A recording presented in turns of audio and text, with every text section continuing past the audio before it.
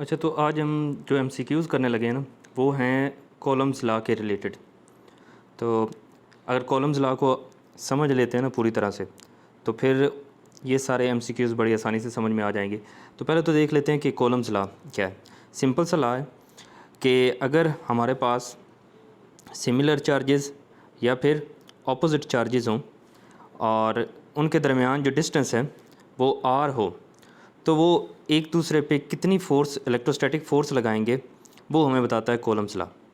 और इसका अगर फार्मूला देखा जाए तो वो होता है, मतलब कॉलम्स लॉ जो हमें बताता है कि कितना मैग्नीट्यूड होगा उस फोर्स का, वो होता है F is equal to 1/4 pi epsilon naught, first charge का मैग्नीट्यूड, सेकंड चार्ज का मैग्नीट्यूड डिवाइडेड बाय उनके दरमियान जो डिस्टेंस है उसका स्क्वायर।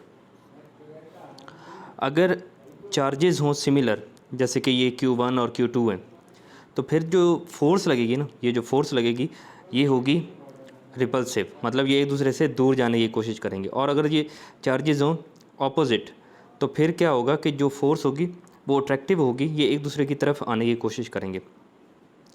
तो ये जो फोर्स है ये किस किस चीज़ पे डिपेंड कर रही है। अब यहाँ पे अगर देखें 1/4 पाई, ये तीनों जो हैं ये कांस्टेंट है। मतलब यहाँ पे ये जो फोर्स है तब्दील होगी वो किस किस वजह से होगी, चार्जेस की वजह से, उनके दरमियान डिस्टेंस की वजह से, या फिर इस एप्सिलॉन नॉट या फिर परमिटिविटी की वजह से। अब अगर बात करें इस डिस्टेंस की, तो डिस्टेंस चूँकि फोर्स के क्या है, इन्वर्सली प्रोपोर्शनल है, मतलब यहाँ पे डिनोमिनेटर में है। तो जैसे जैसे डिस्टेंस इनके दरमियान बढ़ता जाएगा वैसे वैसे ये फोर्स कम होती जाएगी। जितना इन चार्जेस के दरमियान डिस्टेंस ज़्यादा होगा उतनी फ़ोर्स कम होगी। उसके बाद अगर बात करें चार्जेस की, तो चार्जेस का मैग्नीट्यूड जितना ज़्यादा होगा, मतलब चार्ज जितना ज़्यादा होगा उतनी फ़ोर्स ज़्यादा होगी, और जितना चार्ज कम होगा उतनी फ़ोर्स कम होगी। अब ये तो सिंपल सी चीज़ है कि मतलब चार्जेस और ये जो डिस्टेंस है उस पर कैसे डिपेंड कर रहा है। अब यहाँ पे एक और चीज़ आती है, एप्सिलॉन नॉट या फिर परमिटिविटी। अब परमिटिविटी का मतलब क्या होता है, सीधे सीधे अगर देखा जाए तो परमिटिविटी का मतलब क्या है कि एक तरह से आप कह सकते हो कि ये रेजिस्टेंस है किसी भी मीडियम की जो एक इलेक्ट्रोस्टैटिक फ़ोर्स को रोकने की या फिर कम करने की कोशिश करते हैं कोई मीडियम। मतलब अगर दो चार्जेस हैं, जैसे ये दो चार्जेस हैं, इनके दरमियान कोई मीडियम आ जाता है यहाँ पे, तो ये मीडियम जो है इनको, ये जो फोर्स है इनके आपस में जो फोर्स लग रही है उसमें जो मज़ामत देगा, मतलब उस फोर्स को कम करने की जो कोशिश करेगा, उसे हम कहते हैं परमिटिविटी ऑफ दैट मीडियम। और ये हर मटेरियल के लिए अलग होती है। जिस तरह हम अगर करंट की बात करें तो जब एक कंडक्टर में से करंट पास होता है तो उसकी एक ख़ास मज़ामत होती है करंट को, तो उस मज़ामत को हम रेजिस्टेंस बोलते हैं, और वो हर मटेरियल की अलग होती है। ऐसे ही परमिटिविटी भी आप कह सकते हो कि एक तरह की रेजिस्टेंस ही होती है किसी मटेरियल की जो इलेक्ट्रोस्टैटिक फ़ोर्स दो चार्जेस के दरमियान लगने वाली को कम करती है। तो जैसे जैसे ये एप्सिलॉन नॉट की वैल्यू बढ़ेगी, मतलब किसी मटेरियल की अगर परमिटिविटी ज़्यादा होती है तो जो फोर्स लगेगी उन चार्जेस की के दरमियान, मतलब दो चार्जेस हैं उनके दरमियान कोई मटेरियल आ जाता है तो उस मटेरियल की परमिटिविटी की वैल्यू बढ़ेगी, तो जो फोर्स है उसकी वैल्यू कम होगी। ये माइंड में आपने रखनी बात। अब हमने साथ में ये भी कह दिया कि हर मटेरियल की परमिटिविटी जो होती है ये अलग होती है। ये जो मैंने यहाँ पे लिखे है ना एप्सिलॉन नॉट, ये होती है फ्री स्पेस की या फिर एयर की परमिटिविटी। अगर यहाँ पे इस टेबल में देखें तो यहाँ पे वैक्यूम मतलब फ्री स्पेस, जब कोई भी मटेरियल नहीं होता चार्जेस के दरमियान, तो तब जो हम परमिटिविटी की वैल्यू लेते हैं, ये वैसे रिलेटिव परमिटिविटी की वैल्यू लिखी हुई है, इसका भी मैं फ़र्क बताता हूँ कि रिलेटिव परमिटिविटी क्या होती है और एप्सिलॉन की वैसे वैल्यू क्या होती है।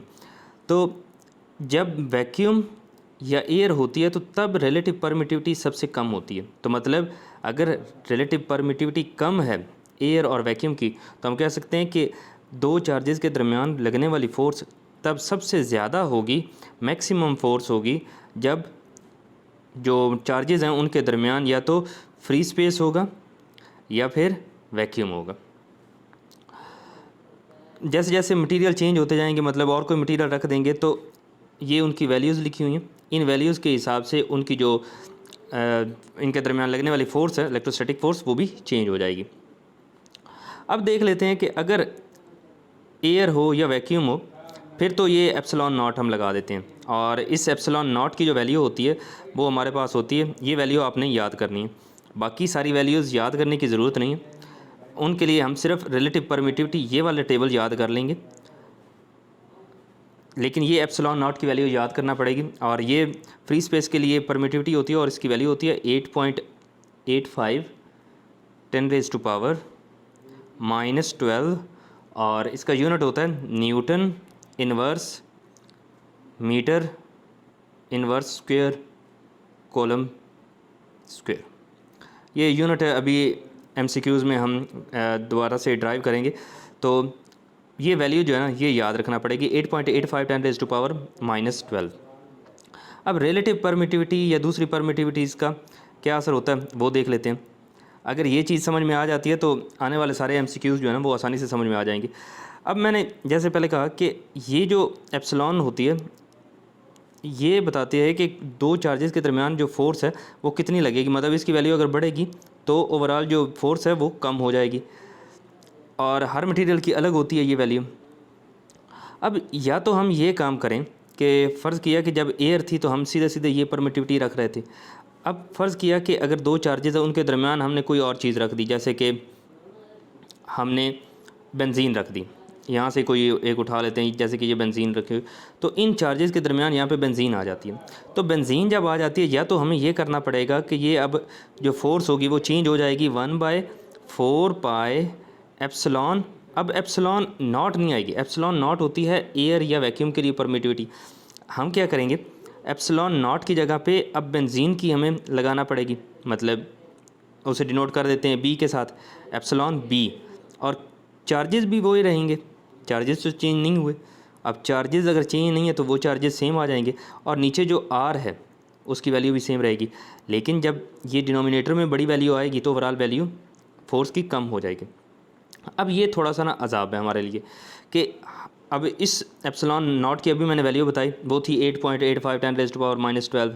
इसी तरह बेंजीन की वैल्यू अलग होगी, इसी तरह बाकी जितने भी मटेरियल्स हैं उन सब की एप्सिलॉन जो मतलब परमिटिविटी जो होगी वो अलग अलग वैल्यू होगी, तो सब की याद करना थोड़ा मुश्किल है।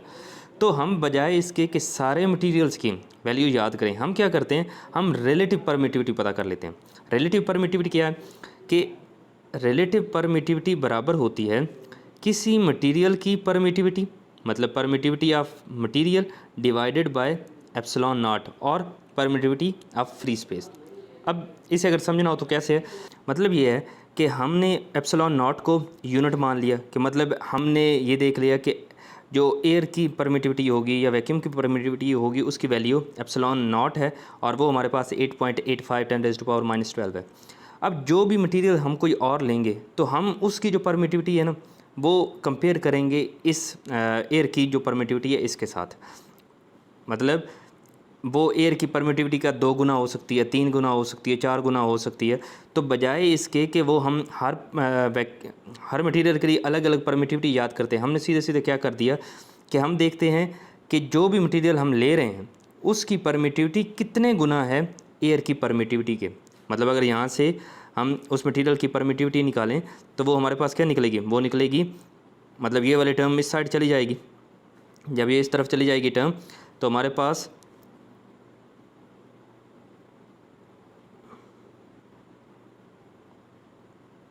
तो जो हमारे पास अब उस मटेरियल की परमिटिविटी आएगी वो होगी एप्सिलॉन एम, मतलब परमिटिविटी ऑफ दैट मटेरियल, और ये टर्म इस साइड जाएगी तो इसके साथ मल्टीप्लाई हो जाएगी, तो ये हो जाएगी एप्सिलॉन नॉट एप्सिलॉन आर। तो बजाय इसके कि हम ये वाला फार्मूला इस्तेमाल करते और हर मटेरियल के लिए अलग अलग परमिटिविटी पता करते याद करते, हमने क्या करना है अब कि अब इस मटेरियल की जगह ये वाली रिलेटिव परमिटिविटी इस्तेमाल करेंगे। मतलब जो हमारे पास फ्री स्पेस की परमिटिविटी होगी ना उसके साथ हम मल्टीप्लाई कर देंगे उस मटेरियल की रिलेटिव परमिटिविटी, और ये जो सारा टेबल है ये रिलेटिव परमिटिविटीज़ लिखी हुई हैं अलग अलग मटेरियल्स की। तो अब नया जो फार्मूला बना वो कौन सा बना, वो बना हमारे पास कि फोर्स अगर पता करना हो जब जो मटेरियल है वो एग्जिस्ट करता हो, मतलब वैक्यूम नहीं होना चाहिए या फ्री स्पेस ना हो दो चार्जेस के दरमियान, तो तब जो फार्मूला हम लगाएंगे वो होगा 1/4 pi epsilon not epsilon r. अब ये वाली जो टर्म है ना ये एक्स्ट्रा आ रही है। ये एक्स्ट्रा क्यों आ रही है? इस वजह से कि बजाय इसके कि हर मटेरियल की अलग अलग परमिटिविटी हम पता करते हैं, हम सीधे सीधे क्या कर रहे हैं कि जो एयर की परमिटिविटी है उसे मल्टीप्लाई कर रहे हैं उसकी रिलेटिव परमिटिविटी के साथ कि वो कितने गुना है उस फ्री स्पेस की परमिटिविटी के। तो नया फार्मूला ये बन गया और आगे आ जाएगा Q1 Q2 डिवाइड हो जाएगा R² पे। तो अब नोट करने वाली जो बात है यहाँ पे वो सिर्फ ये है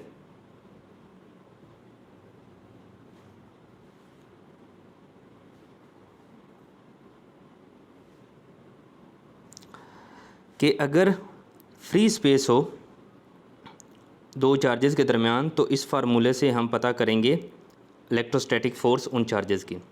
और जब दो चार्जेस के दरमियान कोई ना कोई मटेरियल या मीडियम आ जाए तो फिर हम कैसे पता करेंगे? फिर हम इस तरीके से पता करेंगे।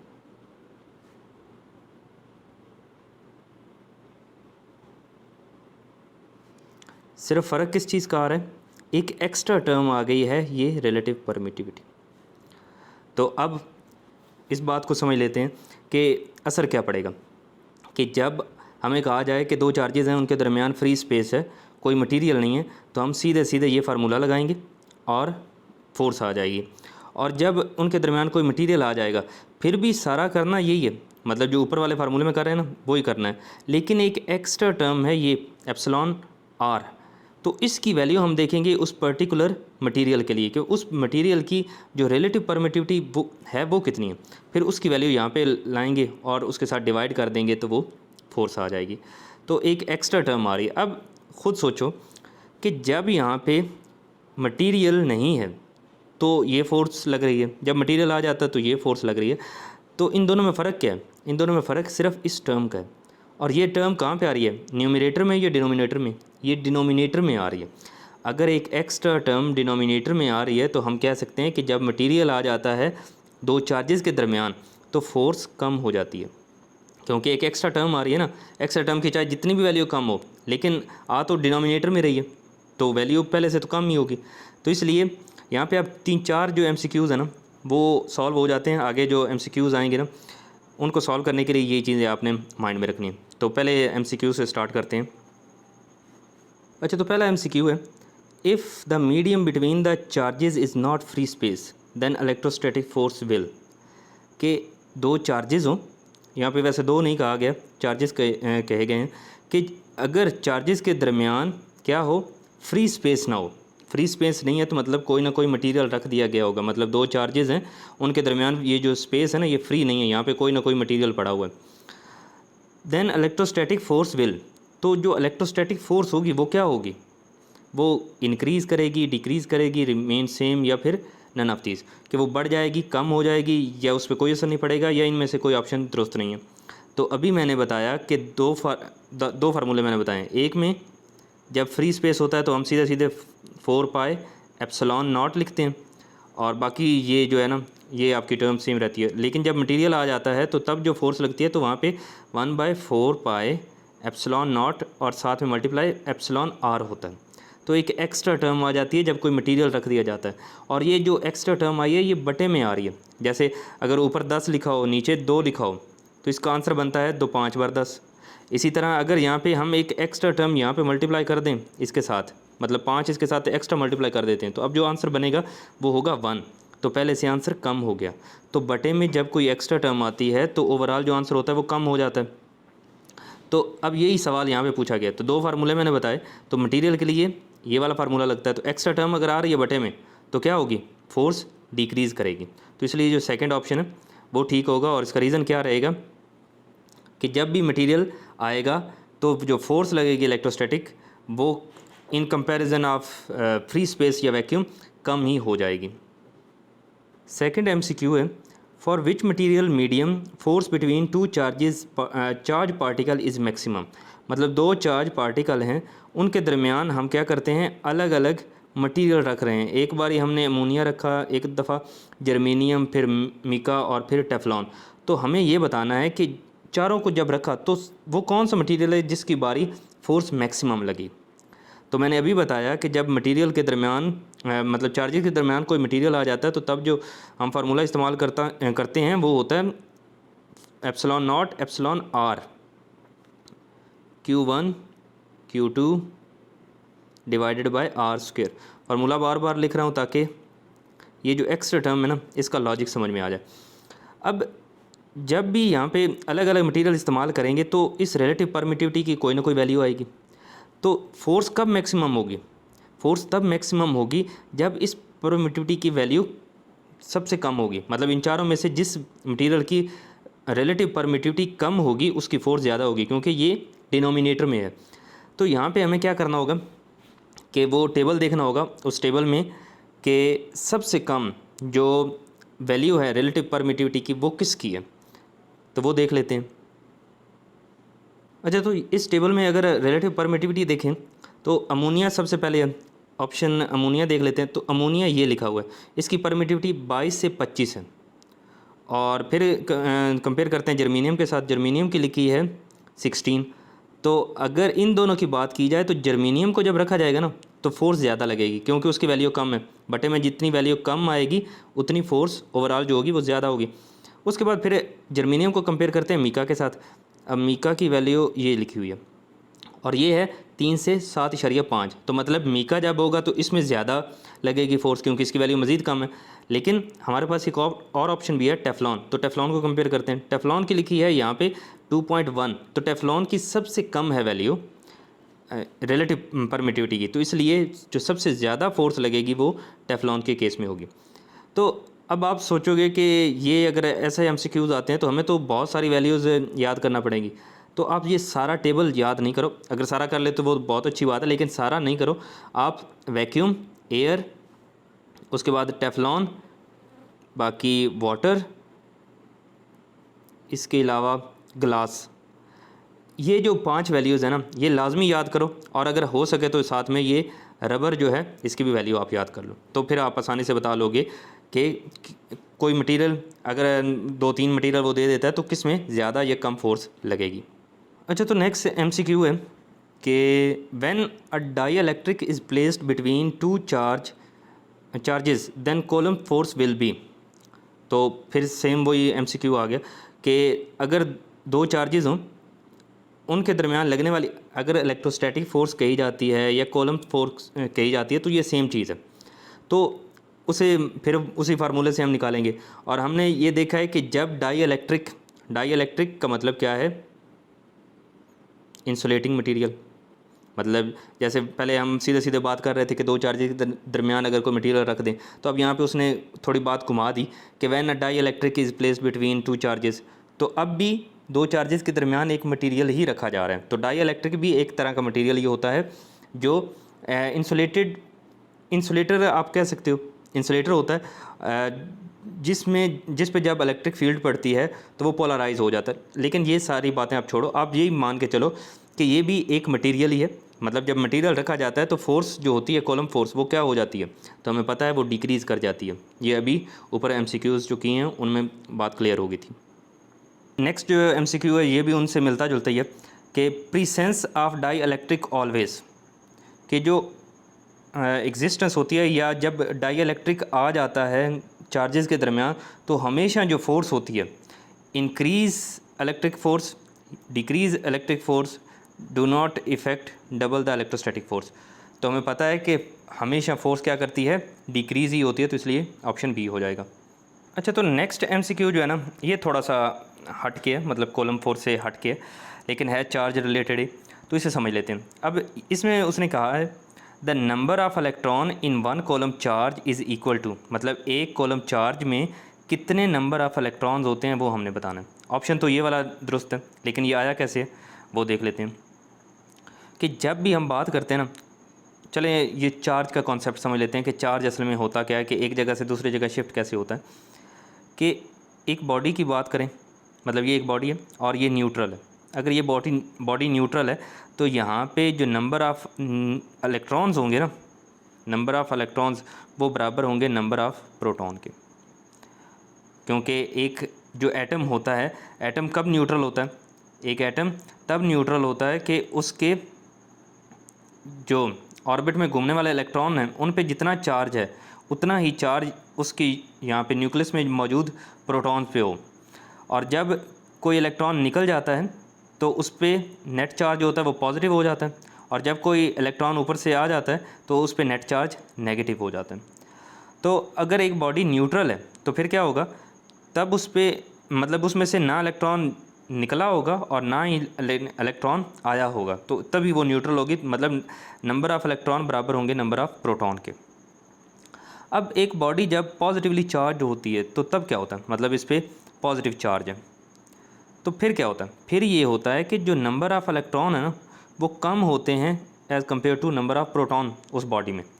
क्या होता है कि जो इलेक्ट्रॉन है ना वो उस बॉडी के सरफेस को छोड़ जाते हैं या उस बॉडी को छोड़ जाते हैं, और वहाँ पे जो बाकी बच जाता है, जो पीछे रह जाता है नेट चार्ज, वो पॉजिटिव हो जाता है। इसी तरह अगर बात की जाए नेगेटिव चार्ज की तो फिर क्या होता है? फिर एक्स्ट्रा इलेक्ट्रॉन्स आ जाते हैं इस बॉडी पे। मतलब अगर इसे इन तीनों के साथ ही कंपेयर करें तो क्या होगा कि इलेक्ट्रॉन क्या करेंगे, इस बॉडी से निकल के इस बॉडी पे चले जाएं तो क्या होगा, इस पे इलेक्ट्रॉन्स की ज़्यादती हो जाएगी और इलेक्ट्रॉन ज़्यादा हो जाएंगे प्रोटॉन की निस्बत। तो फिर इस पे नेगेटिव चार्ज, मतलब जब एक बॉडी से इलेक्ट्रॉन निकल के दूसरी बॉडी पे चले जाते हैं तो जिस बॉडी पे जाते हैं उस पर नेगेटिव चार्ज आ जाता है, और जिस बॉडी से जाते हैं उस पर पॉजिटिव चार्ज आ जाता है। अब बात सारी ये बताने का मकसद क्या है? मकसद ये है कि चाहे बॉडी पे आए पॉजिटिव चार्ज या बॉडी पे आए नेगेटिव चार्ज, दोनों ही केसेस में जो चीज़ शिफ्ट हो रही है या जो चीज़ ट्रांसफ़र हो रही है वो प्रोटॉन नहीं है, वो इलेक्ट्रॉन है। दोनों ही केसेस में इलेक्ट्रॉन जा रहे हैं। और अगर पूछा जाए कि चार्ज क्या है, मतलब एक बॉडी पे जो चार्ज आया या एक बॉडी से चार्ज गया, तो उसका मतलब क्या है? तो चार्ज क्यू जो होता है वो असल में होता है नंबर ऑफ़ इलेक्ट्रॉन्स। मतलब कितने नंबर ऑफ़ इलेक्ट्रॉन्स एक बॉडी पे आए या कितने नंबर ऑफ़ इलेक्ट्रॉन एक बॉडी से दूसरी बॉडी पे गए। तो जिस बॉडी पे गए उस पर पॉजिटिव नेगेटिव चार्ज आ गया, और जिस बॉडी से गए उस पर, मतलब जिस बॉडी पे गए उस पर नेगेटिव चार्ज आ गया और जिस बॉडी से गए उस पर पॉजिटिव चार्ज आ गया। तो दोनों ही केसेस में ये जो है ना ये रिलेशन रहता है। तो जिस पे जाएंगे उस पर नेगेटिव चार्ज, जिससे आएंगे उस पर पॉजिटिव चार्ज आ जाएगा। अब इस चीज़ का हमारे एमसीक्यू के साथ क्या है रिलेशन? हमारे एमसीक्यू के साथ इसका ये रिलेशन है कि अभी हमें उसने क्या कहा है, उसने चार्ज दे दिया है, क्योंकि जो यूनिट होता है चार्ज का वो होता है कूलम। तो उसने चार्ज हमें दे दिया, मतलब क्यू हमें दे दिया है। उसने कहा है कि नंबर ऑफ़ इलेक्ट्रॉन पता करो। तो नंबर ऑफ़ इलेक्ट्रॉन अगर पता करने हैं तो चार्ज के साथ यही तो उनका रिलेशन है। तो इसे अगर कैलकुलेट करते हैं तो क्या बनेगा? तो हमें करना ये होगा,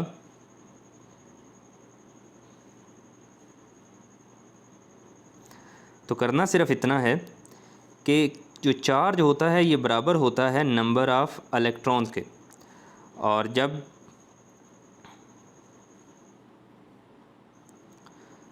जब उसने हमें चार्ज दे दिया है तो हम Q की जगह पे 1 लिख देंगे, क्योंकि 1 कॉलम चार्ज है।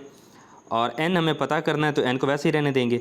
और E का मतलब है एक इलेक्ट्रॉन पे जितना चार्ज होता है, और वो हमें पता है कि वो होता है 1.6 10⁻⁻⁹। तो जब N की वैल्यू यहाँ से निकालेंगे नंबर ऑफ़ इलेक्ट्रॉन, तो 1 को डिवाइड करना पड़ेगा 1.6 10⁻⁻⁹। तो जब आप इसे सॉल्व करोगे तो आपका आंसर यही बनेगा।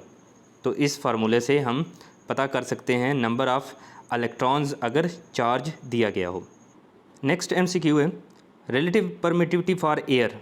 तो अभी जो मैंने टेबल दिखाया है, अगर उसमें से 4-5 आप वैल्यूज़ याद कर लेते हो, तो मैंने वहाँ पे एयर की भी कहा है याद करने को, तो वहाँ पे आप देखोगे तो आपको ये वाली वैल्यू मिलेगी। तो इसका सीधा सीधा आंसर आपको रट्टा ही लगाना पड़ेगा।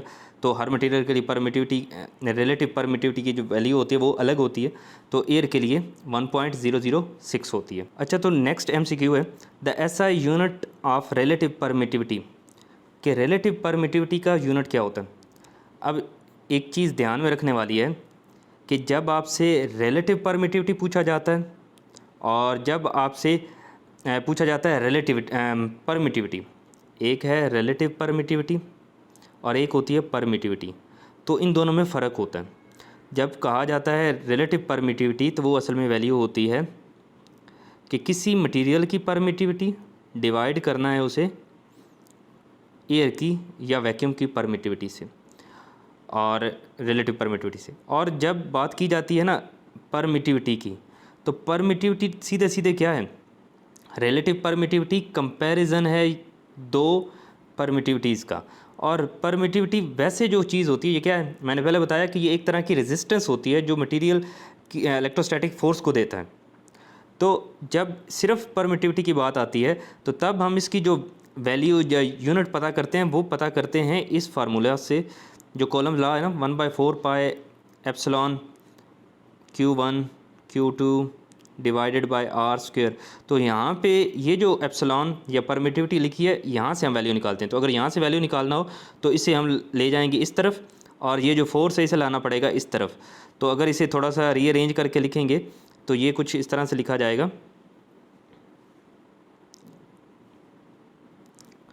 कि एप्सिलॉन जो होती है ये बराबर हो जाती है 1/4 पाई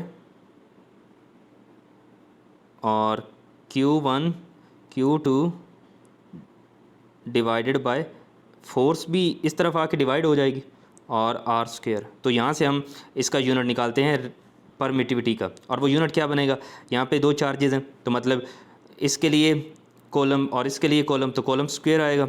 और यहाँ पे फोर्स है न्यूटन और यहाँ पे जो दो चार्जेस के दरमियान डिस्टेंस है वो है, तो मीटर इनवर्स आ जाएगा। ये कांस्टेंट है, इसका यूनिट हम नहीं लिखते।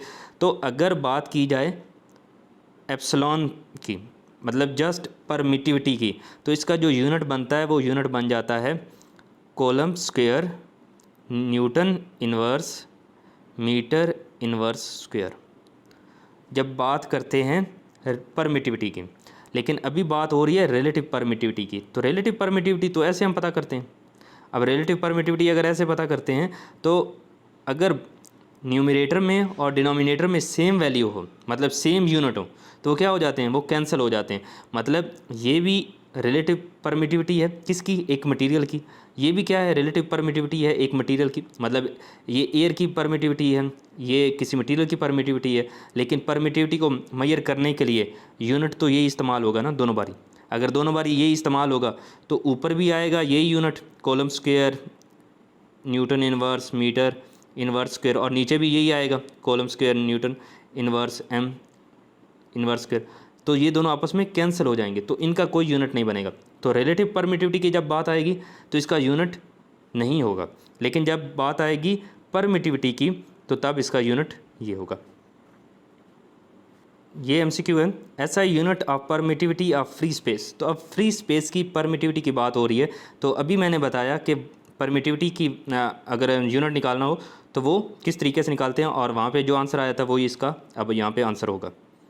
नेक्स्ट MCQ है numerical value of permittivity of free space, कि फ्री स्पेस की जो परमिटिविटी होती है उसकी वैल्यू क्या होती है। तो वो मैंने शुरू में बताई थी 8.85 10⁻⁻12, और साथ में अभी हमने इसका यूनिट निकाला है तो वो साथ में लिख दोगे, तो यही फ्री स्पेस की परमिटिविटी होगी। नेक्स्ट MCQ है the electrostatic force of repulsion between two electrons at distance 1 metre is, के इलेक्ट्रोस्टैटिक फोर्स ऑफ रिपल्शन मैंने पहले कहा कि चार्जेस अगर सेम हो तो फोर्स जो होती है वो रिपल्सिव होती है। तो अब यहाँ पे क्या है कि दो इलेक्ट्रॉन्स की बात हो रही है, यहाँ भी इलेक्ट्रॉन है और यहाँ भी इलेक्ट्रॉन है, तो इन दोनों की जो फोर्स होगी वो रिपल्सिव फोर्स होगी। तो वो हमने कैलकुलेट करनी है। कब कैलकुलेट करनी है, जब उनके दरमियान यहाँ पे जो डिस्टेंस है वो है 1 मीटर। 1 मीटर का अगर डिस्टेंस है तो हमें फोर्स कैलकुलेट करनी है। तो सिंपल सा है, वही फार्मूला आप अपना लगाओ 1/4 पाई एप्सिलॉन नॉट। यहाँ पे अब उसने कोई मटेरियल नहीं रखा, कोई डाई इलेक्ट्रिक नहीं रखा, तो एप्सिलॉन नॉट लगाएंगे Q1 Q2 और डिवाइडेड बाय आर स्क्वायर। तो अब यहाँ पे जो वैल्यूज़ पुट करेंगे वो किस तरह से होंगी, जो आपका Q1 है वो बराबर है Q2 के।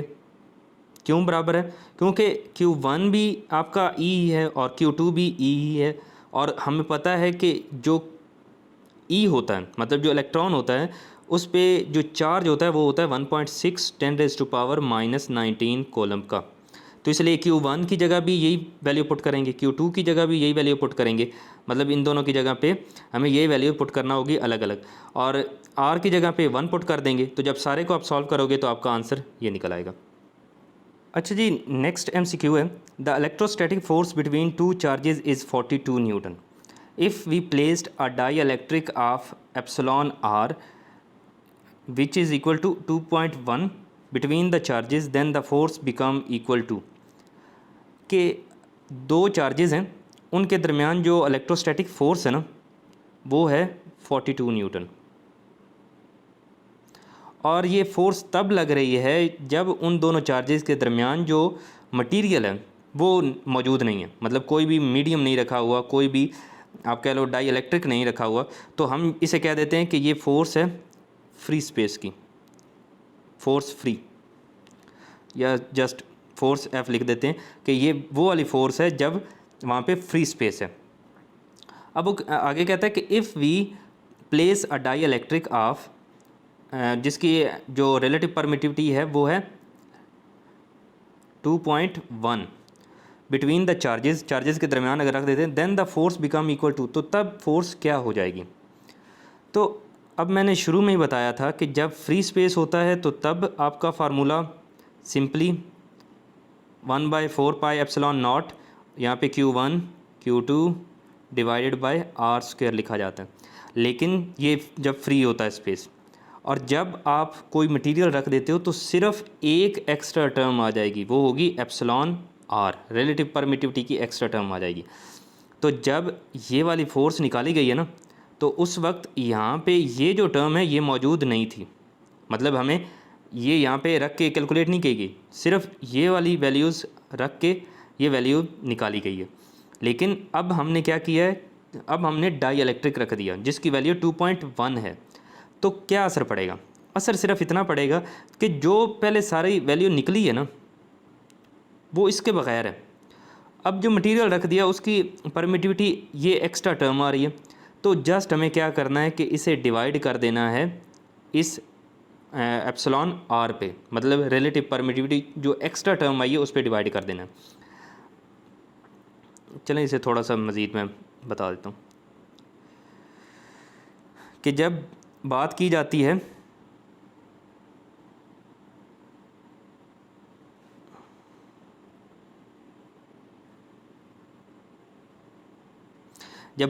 मटेरियल की, तो हमारे पास ये फार्मूला होता है, और जब मटेरियल नहीं होता या मीडियम नहीं होता या डाई इलेक्ट्रिक नहीं होता तो फिर सिंपल ये वाला फार्मूला होता है।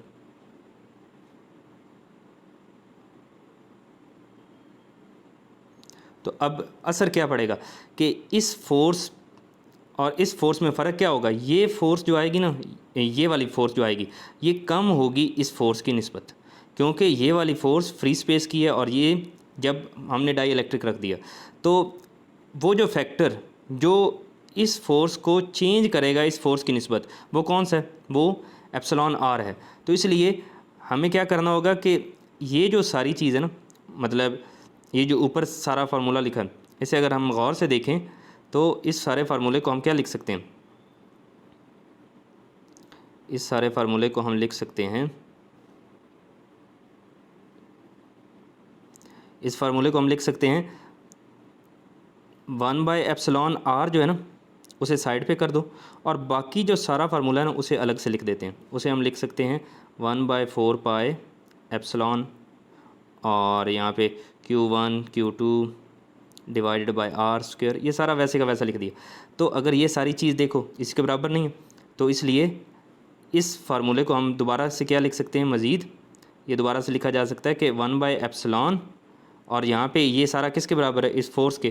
कौन सी फोर्स, जब फ्री स्पेस था। तो इसलिए जो हमारा फाइनल फार्मूला बनेगा वो होगा कि जब कभी भी ये फ़ोर्स कंपेयर करना पड़े तो जो फोर्स होती है जब मटेरियल रख दिया जाता है चार्जेस के दरमियान, तो वो हमेशा बराबर होती है कि वो फोर्स जब मटेरियल नहीं था उसे डिवाइड करना है relative permittivity of that material. तो ये वाला फार्मूला भी आप याद कर सकते हो कि जब एक फ़ोर्स दी जाए जो तब की हो जब कोई मटेरियल वहाँ पे नहीं है, और फिर रिलेटिव परमिटिविटी आपको दे दी जाए और कहा जाए कि जब वो मटेरियल रख दिया गया तो तब कितनी फ़ोर्स होगी, तो सिंपली आपने उस फोर्स को डिवाइड कर देना है उस रिलेटिव परमिटिविटी पे, आपका आंसर आ जाएगा। नेक्स्ट MCQ है the force between two similar unit charges placed 1 metre apart in air is, के जो फोर्स है दो सिमिलर यूनिट चार्जेस के जो 1 मीटर अपार्ट रखेंगे तो वो कितनी लगेगी। तो सिंपल है, अपना वो फार्मूला आप लिखो 1/4 pi epsilon not Q1 Q2 और डिवाइड कर दो r² पे।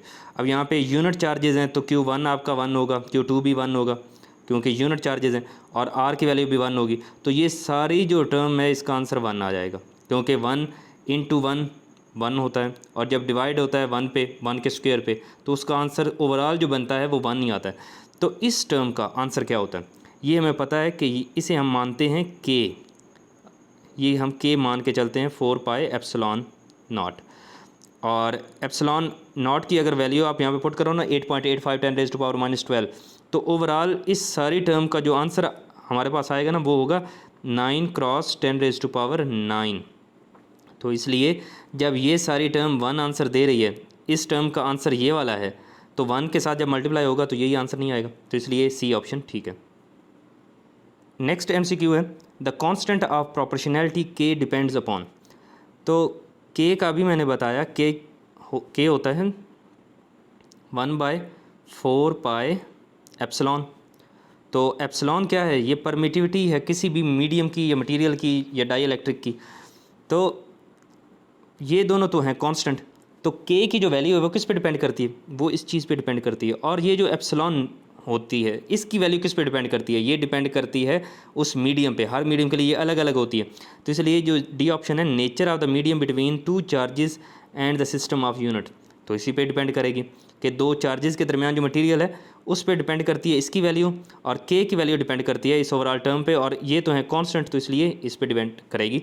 और ये क्या है, ये है नेचर ऑफ द मटेरियल या नेचर ऑफ द मीडियम। तो हम कह सकते हैं कि k की वैल्यू मीडियम के नेचर पे डिपेंड करती है। तो नेक्स्ट MCQ है two charges 1 micro column 5 and 5 micro column separated by 20 centimeter, the ratio of electrical force acting on them will be। तो यहाँ पे है कि दो चार्जेस हैं, एक 1 माइक्रो कॉलम का है, एक 5 माइक्रो कॉलम का है, उनके दरमियान जो डिस्टेंस है वो 20 सेंटीमीटर है। अब हमने ये बताना है कि ये जो दोनों चार्जेस हैं ये एक दूसरे पे जो फोर्स लगा रहे हैं उसकी रेशियो क्या है। तो अगर हम फोर्स कैलकुलेट करते हैं इन दोनों के दरमियान तो कोई ना कोई हमारे पास आंसर आएगा फोर्स का, और वो हम कैलकुलेट करेंगे कॉलम्स लॉ से। अब अगर पूछा जाए कि ये जो मतलब आपको कहा जाए कि दो चार्जेस हैं, उन चार्जेस के दरमियान लगने वाली फ़ोर्स पता करो, तो आप कैसे पता करते हो, कॉलम लॉ से। और अब पूछा जाए कि वो फोर्स कौन सा चार्ज लगा रहा है, ये वाला चार्ज इस पे लगा रहा है या ये वाला चार्ज इस पे लगा रहा है, तो ये वो फोर्स है जो दोनों चार्जेस एक दूसरे पे लगा रहे हैं। तो हम इसे 1 to 2 भी कह सकते हैं और 2 to 1 भी कह सकते हैं, और ये दोनों फोर्सेस बराबर होती हैं। मतलब एक चार्ज दूसरे चार्ज पे जितनी फोर्स लगा रहा है उतनी ही दूसरा चार्ज पहले चार्ज पे फोर्स लगा रहा होता है। तो इसलिए अगर दोनों की बात की जाए तो ये दोनों बराबर हैं। जब ये दोनों बराबर हैं तो अगर इनकी रेशो निकाली जाएगी तो वो 1:1 ही आएगी। तो इसका आंसर होगा C 1:1। नेक्स्ट MCQ है the force between 2 point charges separated by air in 4 Newton, यहाँ पे इज़ होगा by air is 4 Newton when separated by a medium of relative permittivity 2, then force between them become। मतलब दो charges हैं, point charges हैं, उनको separate किया गया है और उनके दरमियान जो मटेरियल है वो एयर है, तो फोर्स लग रही है 4 न्यूटन।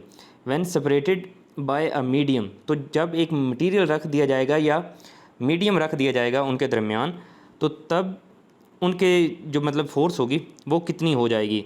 तो मैंने पहले बताया कि जब फोर्स आपने पता करनी हो तब जब कोई मटेरियल रख दिया गया हो तो फोर्स मतलब जब मटेरियल रख दिया वो बराबर हो गई फोर्स, जब कोई मटेरियल नहीं था उसे डिवाइड कर देना है रिलेटिव परमिटिविटी पे। तो दो डिनोमिनेटर में आ जाएगा और F जो है ये 4 ऊपर आ जाएगा। तो जब इसे आप डिवाइड करोगे तो 2 न्यूटन की फोर्स लगेगी, मतलब 2 न्यूटन हो जाएगी, 4 से 2 न्यूटन। नेक्स्ट MCQ है, if the distance between the two charge bodies is half the force between them becomes, के दो चार्ज बॉडीज़ हैं उनके दरमियान जो फासला है वो हाफ़ कर दिया जाता है। मतलब पहले बॉडीज़ अगर यहाँ पे r डिस्टेंस पे पड़ी हैं तो फिर उन्हें कम करके ये r/2 कर दिया जाए तो फोर्स पे क्या असर पड़ेगा। तो अब इसे देख लेते हैं। तो जब फोर्स कैलकुलेट करने को कहा जाता है तो हम ये फार्मूला लगाते हैं 4πε0 Q1 Q2 divided bye r²। अब नई जो फोर्स है वो बराबर मतलब चेंज क्यों होगी, नई फोर्स चलो F प्राइम है वो चेंज क्यों होगी, क्या इस फैक्टर से 4πε0? नहीं, ये चेंज नहीं होगा क्योंकि 4π तो वैसे कांस्टेंट है और ε0 तब चेंज होती जब मटेरियल चेंज करते थे। हमने मटेरियल चेंज नहीं किया। क्या चार्ज बॉडीज़ को चेंज किया? नहीं, उन्हें भी चेंज नहीं किया। Q1 Q2 ही आ जाएगा। और R को चेंज किया? R को चेंज किया। तो R कितना हो जाएगा? R हमारा हाफ हो जाएगा। तो R की जगह पे लिखेंगे r/2 और इसका स्क्वायर। अब इस फैक्टर को थोड़ा सा अगर सॉल्व करें तो वो क्या होगा कि यहाँ पे R का स्क्वायर तो वैसे का वैसा रहेगा और R के बटे में उसके डिनोमिनेटर में 2R है, 2 का स्क्वायर 4 होता है और डिनोमिनेटर का डिनोमिनेटर ऊपर शिफ्ट हो जाता है। तो इसलिए इस सारी चीज़ को हम लिख सकते हैं 4 × 1/4 ε0 और यहाँ पे Q1 Q2 divided bye r²। तो अगर थोड़ा सा गौर करें ये सारी जो चीज़ है ये इसके बराबर है। तो इसलिए F प्राइम जो है वो बराबर हो जाएगा 4 टाइम्स इनिशियल फोर्स के। मतलब जो शुरू में फोर्स लग रही थी ना उसका 4 गुना हो जाएगा। मतलब अब जो नई फोर्स लगेगी वो उस फोर्स का 4 गुना होगी। तो इसलिए जो ऑप्शन C है वो हमारा आंसर है।